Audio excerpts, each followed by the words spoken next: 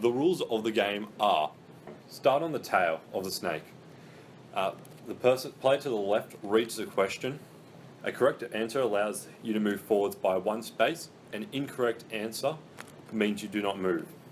The first person to reach the head of the snake wins the game. Deadly Trivia has been designed for years 7 to 10 and relates directly to the history syllabus content. As can be seen, the questions centred around the struggle for rights, freedom, as well as treatment of Indigenous cultures throughout history. The questions presented in the game not only reflect the syllabus content, but how it still affects Indigenous people today. Indigenous cultures have been made a priority area in the national curriculum, designed for all students to engage in reconciliation, respect, and recognition of the world's oldest living culture. Therefore, making Deadly Trivia a unique game in the fact that it can be played across multiple learning areas. These subjects can include, but not limited to, English, maths, science, the arts, technology, and other social science subjects.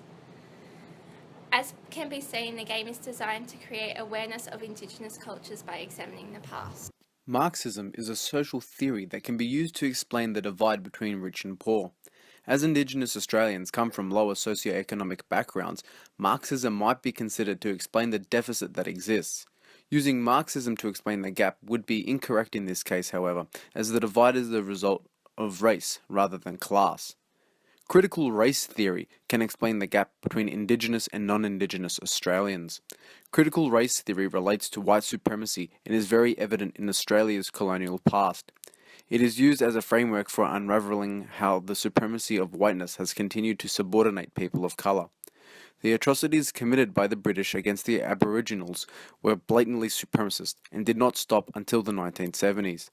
The notion of stealing Indigenous children away from their parents to facilitate indoctrination and assimilation to white culture was an abhorrent mess and clear example of white supremacy. This is not the only example of the critical race in Australia, as Aboriginals have been dispossessed from the moment the first fleet arrived.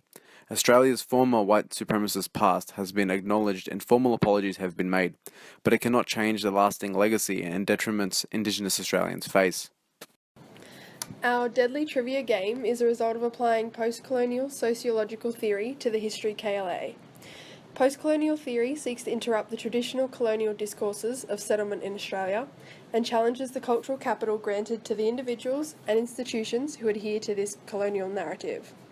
By incorporating post-colonial theory into the classroom, it can be used as a tool to assist in the analysis and discussion of Indigenous experiences of colonialism through the incorporation of Indigenous perspectives. It encourages a dialogue about the enduring consequences of the prolific cultural oppression that remains the legacy of colonialism in Australia. Post-colonial theory also attempts to disrupt the cultural capital and associated privilege that is accrued by those who adhere to the dominant cultural norms. In this way, our Deadly Trivia game creates a level of cultural capital for Indigenous students whose knowledge, skills, and cultural heritage are often overlooked by educators. Therefore, our game attempts to bridge the gap of Indigenous education by creating a culturally inclusive opportunity to acquire cultural capital, while also encouraging Indigenous students to engage with their learning by exploring ideas, content and knowledge that is culturally relevant and therefore positioning Indigenous culture and heritage as significant to their education. Here you can see some examples of the question cards used in the game. And here we can see an example of the game being played. C. Aboriginal people were granted citizenship.